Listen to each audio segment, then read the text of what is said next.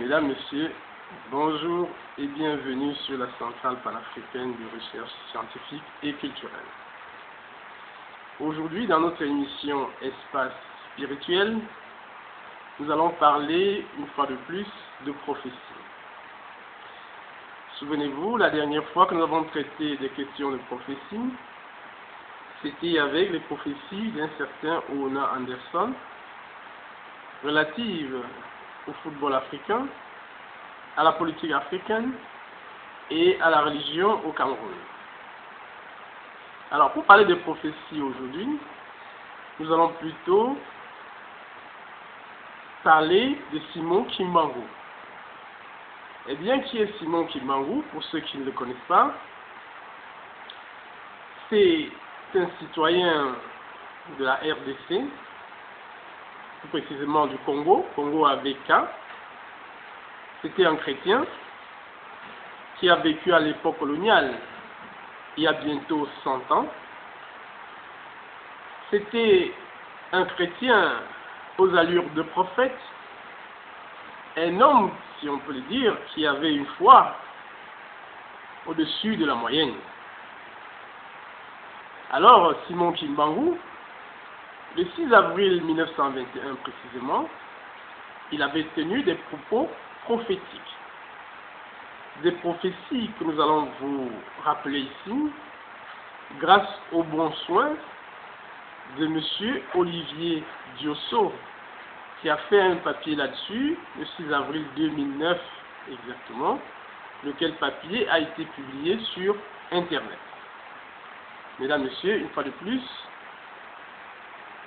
bienvenue dans notre émission Espace spirituel. Afrique. 6 avril 1921, 6 avril 2009, 88 ans de kimbanguisme. Simon Kimbangu, une prophétie qui interpelle l'homme noir de se réveiller de sa torpeur, écrit Olivier Diosso. Kinshasa. Le kimbanguisme comme mouvement spirituel totalise aujourd'hui 6 avril 2009 88 ans d'existence. Depuis que le prophète Simon Kimbangu l'a créé. La prophétie de ce grand homme de Dieu sur le destin des Noirs et le bouleversement qui s'opéreront dans le monde à travers un enseignement défi au cours d'une prêche. Le prophète Kimbangu avait fait observer ceci. Je cite. Mais les décennies qui suivront la libération de l'Afrique seront terribles et atroces, car tous les premiers gouvernants de l'Afrique libre travailleront au bénéfice des Blancs. Un grand désordre spirituel et matériel s'installera. Les gouvernants de l'Afrique entraîneront sur le conseil des Blancs leurs populations respectives dans des guerres meurtrières et s'entretueront. La misère s'installera. Fin de citation. Ci-dessous, quelques extraits, d'autres extraits de cette prophétie écrits par Tumansi Nalenda, repris dans le moteur Google par Afrique Info, AFBL. Mesdames, Messieurs, vous suivez donc la prophétie faite par Simon Kimbangu, c'était en 1921, en RDC. Il s'adressait à ses concitoyens africains d'alors. Je cite. Mes frères, l'Esprit est venu me révéler que le temps de me livrer aux autorités est arrivé. Tenez bien ceci. Avec mon arrestation, commencera une période terrible d'indicible persécution pour moi-même et pour un très grand nombre de personnes. Il faudra tenir ferme, car l'Esprit de notre Dieu Tout-Puissant ne nous abandonnera jamais. Il n'a jamais abandonné quiconque se confie en lui, lui avec L majuscule. Les autorités gouvernementales donc coloniales à l'époque, vont imposer à ma personne physique un très long silence. Mais elles ne parviendront jamais à détruire l'œuvre que j'ai accomplie, car elle vient de notre Dieu, le Père. Certes, ma personne physique sera soumise à l'humiliation et à la souffrance, mais ma personne spirituelle se mettra au combat,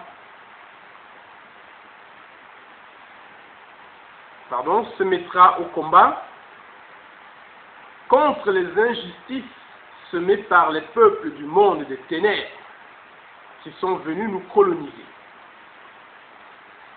Il poursuit en disant, car j'ai été envoyé pour libérer les peuples du Congo, Congo avec K, et la race noire mondiale. L'homme noir, l'homme avec H, deviendra blanc, blanc avec grand B, et l'homme blanc deviendra noir. Car les fondements spirituels et moraux, tels que nous les connaissons aujourd'hui, seront profondément ébranlés. Les guerres persisteront à travers le monde, le Congo sera libre et l'Afrique aussi. La prophétie continue. Mais les décennies qui suivront la libération de l'Afrique seront terribles et atroces. Car tous les premiers gouvernants de l'Afrique travailleront au bénéfice des Blancs. Un grand désordre spirituel et matériel s'installera. Les gouvernants de l'Afrique entraîneront sur le conseil des Blancs leurs populations respectives dans des guerres meurtrières et s'entretueront. Et Simon Kimbangu continue à prophétiser en disant, la misère s'installera. Beaucoup de jeunes quitteront l'Afrique dans l'espoir d'aller chercher le bien-être dans les pays des Blancs. Ils parleront toutes les langues des Blancs.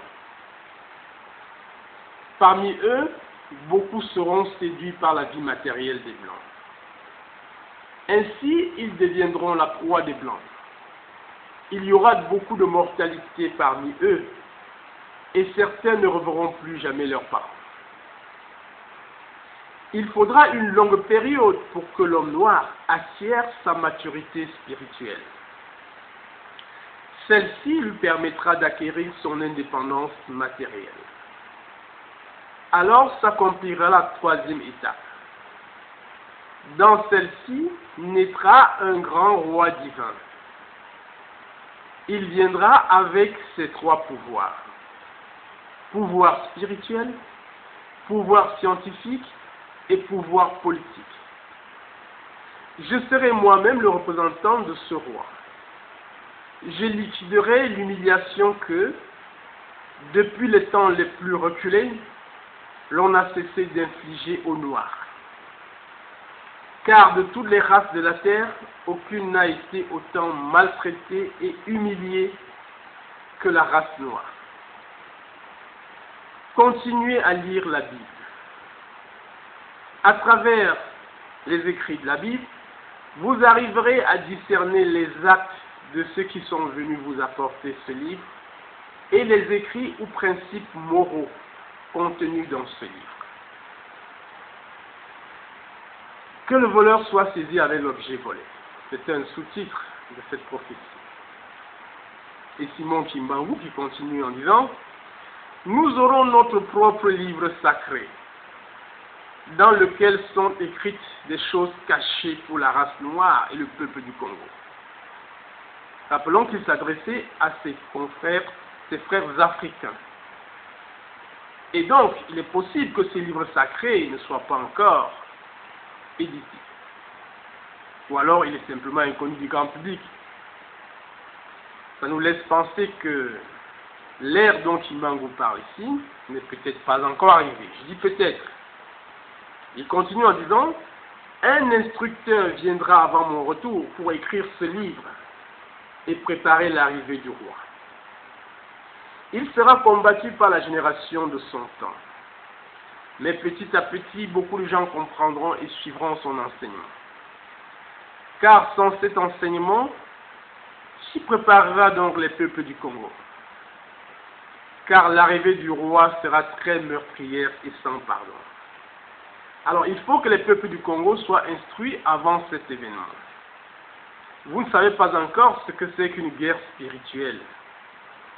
Quand les peuples congos commenceront à se libérer, tout pays qui osera attaquer le Congo sera englouti sous les eaux. Vous ne connaissez pas encore la puissance de ceux qui sont envoyés par le Père Tout-Puissant. À quoi sert-il à l'homme de s'attaquer à Dieu si, le jour de sa mort, même s'il avait beaucoup de biens matériels, il n'a même pas le temps d'arranger son doigt?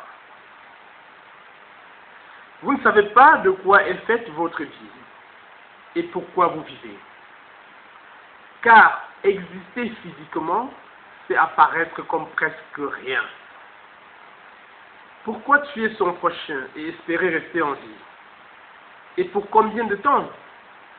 S'interroge Simon Kimbangu. Il poursuit en disant, Dieu n'est pas le temps ni l'espace. Il est un tout dans le tout. La génération du Congo avec K, perdra tout.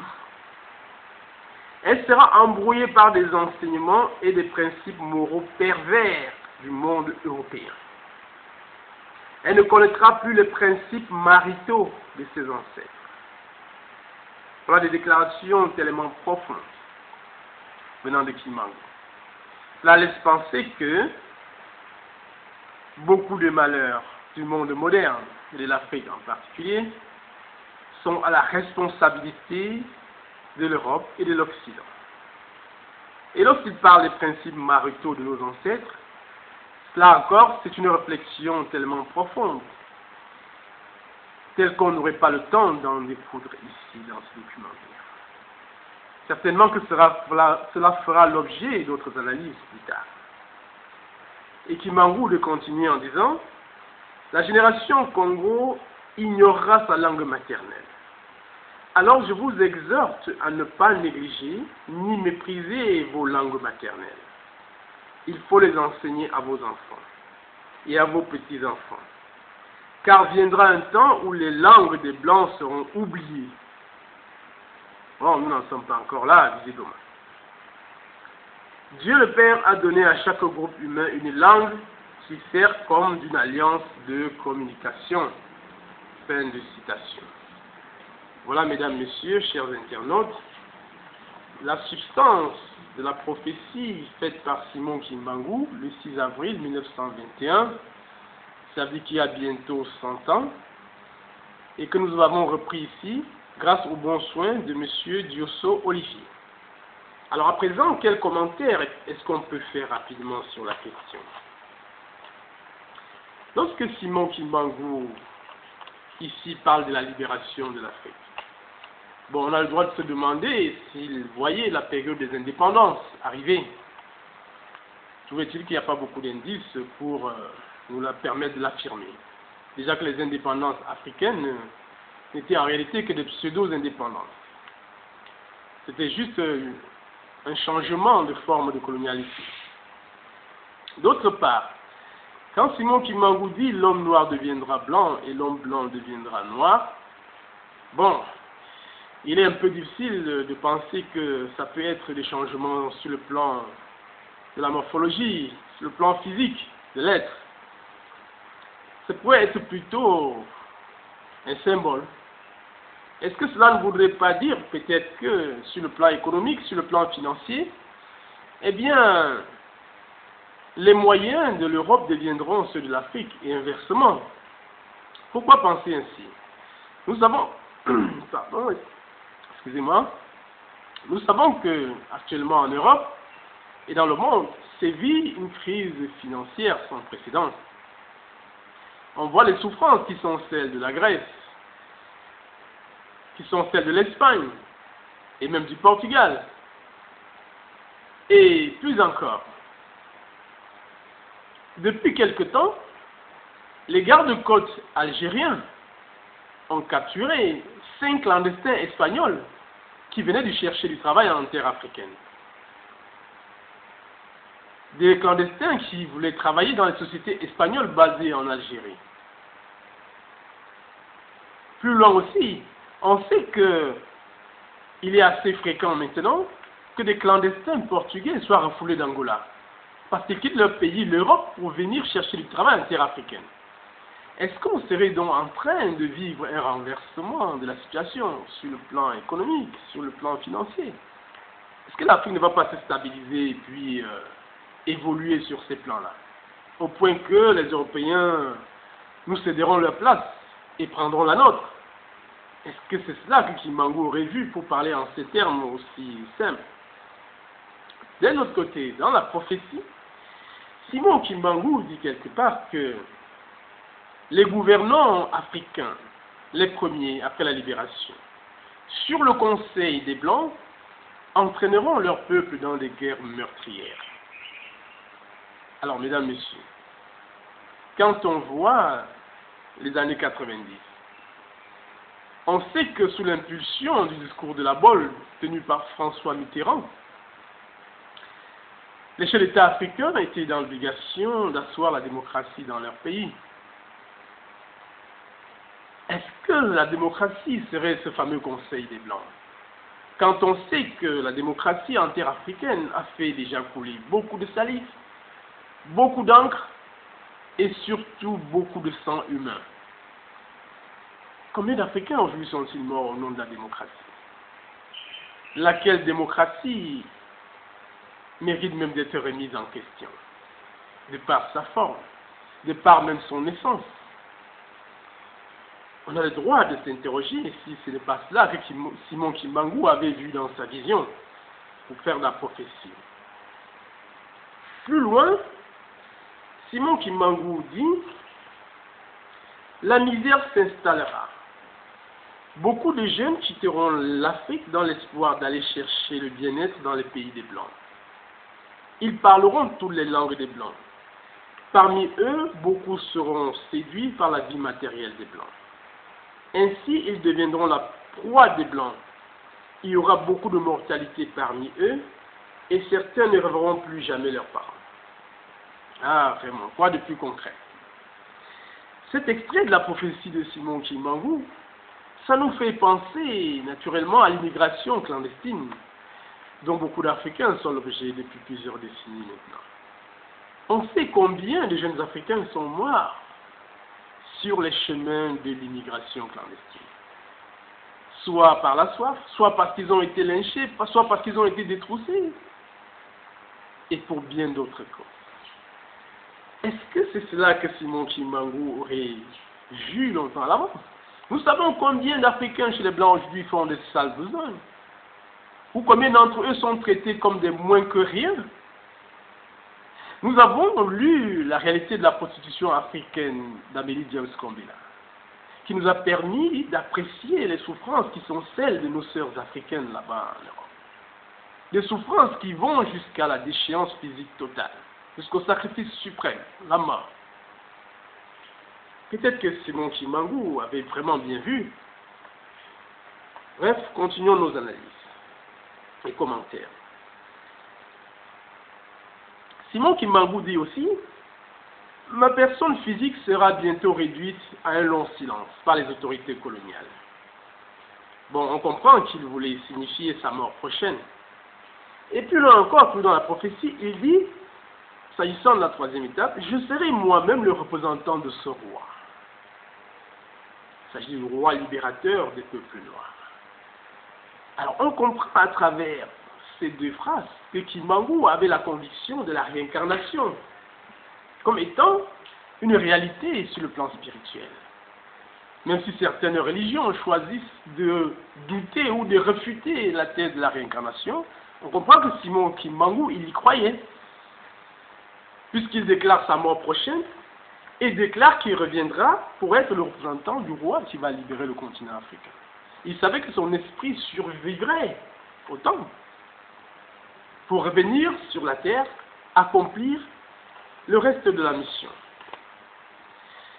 D'autre part,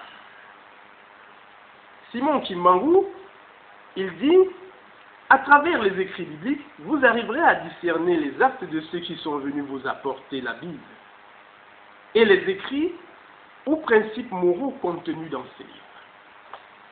Alors, il préparait psychologiquement les Africains à vivre les différences entre ce qui seront dit par les évangélistes des colons et les pratiques qui seraient les siennes sur le terrain. Donc Simon Kimbangu, il avait conscience que derrière l'évangélisation se cachait naturellement le fameux désir de duperie et d'exploitation du peuple noir. Il n'était pas naïf, il était vraiment visionnaire. Plus loin encore dans sa prophétie, Simon Kimbangu dit: il faudra une longue période pour que l'homme noir acquiert sa maturité spirituelle. Celle-ci lui permettra d'acquérir son indépendance matérielle.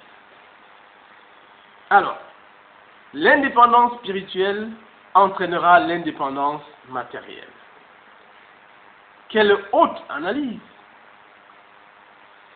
Mesdames, Messieurs, chers téléspectateurs, pour ceux d'entre vous qui font de la recherche sérieuse dans le but d'améliorer le sort ou même de libérer le continent africain des multiples entraves dont il est l'objet aujourd'hui, vous avez dû le comprendre vous aussi. L'étape primordiale, le travail à faire en amont pour libérer l'Afrique, ce sera certainement le travail de spiritualité d'abord. C'est après cela qu'interviendront les données économiques, financières, matérielles, culturelles, sportives et ainsi de suite. C'est-à-dire que la conception de Dieu qui est enseignée en Afrique aujourd'hui mérite d'être remise en question afin d'être mieux peaufinée et canaliser les énergies spirituelles africaines vers la victoire. Donc, nous saluons vraiment cette précision de Simon Kimbangu. De l'indépendance spirituelle viendra l'indépendance matérielle du peuple africain. Ensuite, on réalise que Simon Kimbangu, il avait parfaite connaissance de la souffrance dont l'homme noir est victime partout dans le monde depuis des siècles. Voilà, mesdames, messieurs, les quelques commentaires que nous avions à faire sur cette prophétie de Simon Kimbangu. Nous vous laissons le soin de faire votre opinion là-dessus. Nous osons croire que de cette analyse naîtra peut-être une meilleure prise de conscience panafricaine. Parce que c'est autant de choses absolument importantes.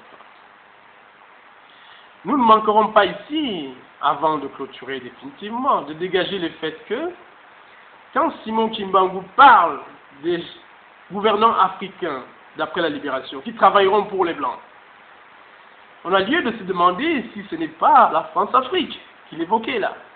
Parce que l'Afrique va perdante dans la France-Afrique depuis que ce concept existe.